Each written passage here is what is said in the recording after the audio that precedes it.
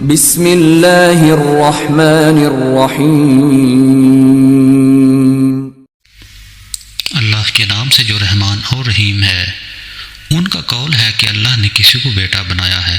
اللہ پاک ہے ان باتوں سے۔ اصل حقیقت یہ ہے کہ زمین اور آسمانوں کی تمام موجودات اس کی ملک ہیں، سب کے سب اس کے مطیع و فرما بردار ہیں۔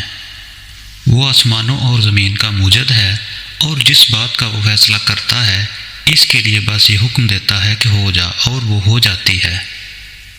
نادان کہتے ہیں کہ اللہ خود ہم سے بات کیوں نہیں کرتا، یا کوئی نشانی ہمارے پاس کیوں نہیں آتی۔ ایسی ہی باتیں ان سے پہلے لوگ بھی کیا کرتے تھے۔ ان سب اگرے پچھلے گمراہوں کی ذہنیتیں ایک جیسی ہیں۔ یقین لانے والوں کے لیے تو ہم نشانیاں صاف صاف نمایاں کر چکے ہیں۔ اس سے بڑھ کر نشانی کیا ہوگی کہ ہم نے تم کو علم حق کے ساتھ خوشخبری دینے والا اور ڈرانے والا بنا کر بھیجا۔ اب جو لوگ جہنم سے رشتہ جوڑ چکے ہیں، ان کی طرف سے تم ذمہ دار ہو، جواب دہ نہیں۔ یہودی اور عیسائی تم سے ہرگز راضی نہ ہوں گے جب تک تم ان کے طریقے پر نہ چلنے لگو۔